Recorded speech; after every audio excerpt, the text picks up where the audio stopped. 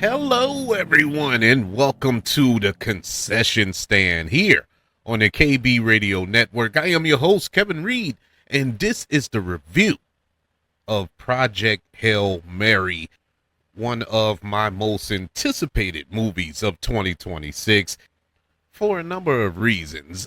You have Phil Lord and Christopher Miller who directed this film. Big fans of theirs. They given us such classics over the last, I would say, 25 years. 25. Yeah, 25 years. The Lego movie, Cloudy with a Chance of Meatballs, just to dip into the animated side, along with the Spider-Verse films. And live action wise, how can you forget about 21 Jump Street? And then you have Ryan Gosling, who's in front of the camera as well as behind. He also produced this film. But Ryan Gosling is one of my faves. He's one of those actors that is a movie star, but his films aren't like super big blockbusters. You know, he's in blockbuster films, but they don't do particularly blockbuster numbers at the box office. And it's sad to say because I thought Fall Guy was pretty good. It wasn't great, but it was pretty good. The Nice Guys, I love The Nice Guys, and countless other films that he's been a part of. But I've been waiting for him to really blow up box office rise, to take the mantle as one of Hollywood's hottest movie stars. Even though it's kind of ridiculous to say that, being as though it's Ryan Gosling, and he's Ryan Gosling. He pops up in everything. I think his next film is a Star Wars movie. And so he's not hurting by no stretch. But I mean, as far as the financial side, to show that he can carry a film, I don't know what else he can do. He's shown that, but the numbers don't show that. But this movie was on my radar because I'm a big science fiction nut. I love space movies, movies that deal with space. I love isolated movies as well, when you have your protagonist pretty much on his own trying to figure out how to save either himself or the world or both. And this film is that. In Project Mary, which is based on a novel by Andy Weir, and if you don't know who he is, he wrote The Martian as well, which was also turned into a movie a few years ago that starred Matt Damon, and it was directed by Ridley Scott. And shockingly, a good movie, because Ridley Scott it's been hit and miss with Ridley Scott over the last few years when it comes to his films. And he's one of the most prominent filmmakers working, up to that point, but he has had some misses. But The Martian really knocked it out the park. And Andy Weir, not only responsible for that, but is responsible for writing a novel for Project Hail Mary, which has similar tones. An astronaut per se, stranded, has to find a way to survive, and this, that, and the third. So it's very similar, but very different at the same time. Project Hail Mary tells the story of a science teacher named Ryland Grace, who is portrayed by Ryan Gosling, of course, and he wakes up alone on a spaceship light years from Earth. And as his memory returns, he uncovers a mission to stop a mysterious substance killing the sun and save Earth. An unexpected friendship may be the key. I loved this movie. This movie was so good.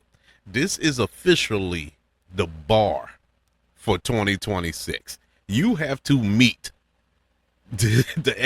you have to meet the standards of Project Hail Mary for the remainder of this year. Now, we got a long way to go, of course, but as it stands right now, this is the bar. Everything about this movie worked. This movie is close to perfection. I am holding back with every ounce of strength that I have to spew out the word masterpiece, but it is right there on the cusp. This movie just knocked everything out the park. I have never, and I'm not being facetious, I'm not embellishing in no sense of the word. I've been going to the movies, watching movies on television for the better part of 46 years, about to be 47 in a couple of days. And I have never sat down and fully enjoyed a movie like I did with this, where every aspect of the film worked. The comedy and jokes worked. I was laughing. I was literally laughing out loud. Normally, if a movie's funny, it's funny, and I'll kind of chuckle under my breath or something, but I was laughing, and for a movie with the tone, with the stakes as high as it was, you wouldn't expect it to be as funny. And if it is, it would kind of throw off the movie, like take away some of the tension, but it doesn't. It really worked. And Lord and Miller is a master of that, or they are masters of that. This was just perfectly done. The cinematography in this movie. Greg Foster was the DP on this film. If you don't know his filmography, he did The Batman. He did Doom. I believe Doom Part 2. I'm not 100% on Doom Part 1, but he could have done that as well. But he has an excellent filmography if you go through his resume. And this was shot so beautifully. I was blessed to watch this in IMAX. And I don't normally promote IMAX like that. I will just tell you, go see it any way you can. But if you can spare the extra couple of bucks to go see it in IMAX, go see this in IMAX. My God, this was one of the most beautiful movies to look at. Visually, it was stunning. Visually stunning. Ryan Gosling gives an Academy Award worthy performance in this film. Once again, I'm not just whistling Dixie here. He gives probably his best performance in this movie. Ryan Gosling, let me try to put it in perspective here. You look at a film like Castaway with Tom Hanks, right? He had to literally carry that movie by himself. Why? Because he was by himself. And that's not easy. That's not easy for an actor to carry a film by themselves, because you have to be emotionally invested not only in that character, but what's going on around you, and connect you to the story and the world that's being built here. And Tom Hanks is Tom Hanks. He can do no wrong. So you expect that with Tom Hanks. They asked Ryan Gosling to do that in this movie for the better part of the movie. And he did it. He did it. He brought you through every range of emotion you could fester in a human being. But what made the performance unique was he would hit you with these emotional moments when we just got finished hearing these jokes or him trying to break the levity of the situation, but his emotion was so heavy, and he'll just have a tear running down his cheek, and I found myself like sniffing it in the theater, like trying to hold it back. It was that deep of a performance, man, where this character, I believed in this character. He is one of the most realistic characters I've seen in a film in a mighty long time. He's a character where you can either look at him and see yourself, or look at him and see somebody you know or love. And that's that guy. That's that person. You're like, okay, he's not a hero. And this film also shows how this character, even though literally the weight of the world is on his shoulders, he doesn't want this job. And this is expressed throughout the entire film. But in spite of that, he still tries to get the job done.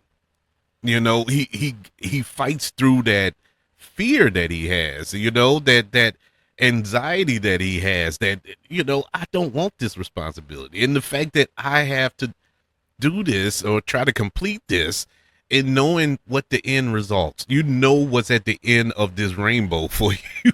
You know, it's not a happy ending, but he still has to bargain on, you know, literally being thrown in this situation. And man, it was so powerful. It was so powerful of a character, because, you know, I started self-reflecting, and when a movie does that to you, you can't help but love it. You know, when you got to start looking within yourself, like, okay, what would I do in that situation? We all say we'll run into a burning building and save somebody, or we'll jump in a lake, even though we can't swim, to try to pull somebody to safety or whatever. But when that situation actually happens to you, would you actually freeze? Because there's a lot of people who will freeze up, and it's not like they don't want to do it. It's just a mental block, you know. It's like something holding you back. Is that fear? You know, bravery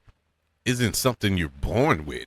You know, the only way you know you're brave if you do something brave. You know, the only way you can find out you're a heroic person, if you do something heroic. You know, you have to throw yourself in that situation. And so in this particular situation, it's basically what happens to our lead character of Grace. And man, this movie is 2.5 hours long, and I could have went 2.5 hours more just following him. Such a power, and you needed the right actor for this role, and Ryan Gosling was perfection. I spoke a little bit about Lord and Miller. You know what I was thinking throughout this film, among 500 other things, while I was just sitting there in pure glee? What happened on the set of the Han Solo movie that got them fired? How did they get kicked off of the Han Solo movie?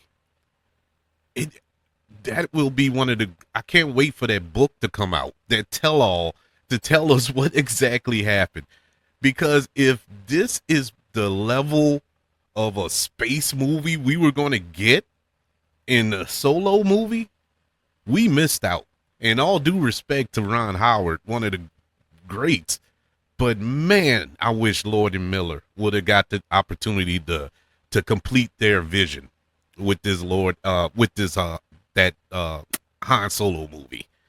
Because the one we got, it was fine, but it wasn't nothing to write home and tell mom about. But man, I just got mad. I got mad thinking about that. I was like, what? How did they drop the ball? Now, granted, it could have been a learning experience for them. Maybe they weren't ready for prime time at that moment. That, because it's been some years since that. So maybe they learned. Maybe they revamped some of their methods, or how they directed the film and whatnot. Because man, they directed the piss out of this movie.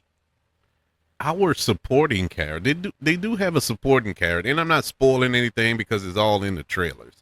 The alien, Rocky. Look, I thought this was, when I first saw the first trailer, and that alien popped up, I was like, oh my God, where are we going with this? You know, what kind of story are they telling here? Because obviously I didn't read the book.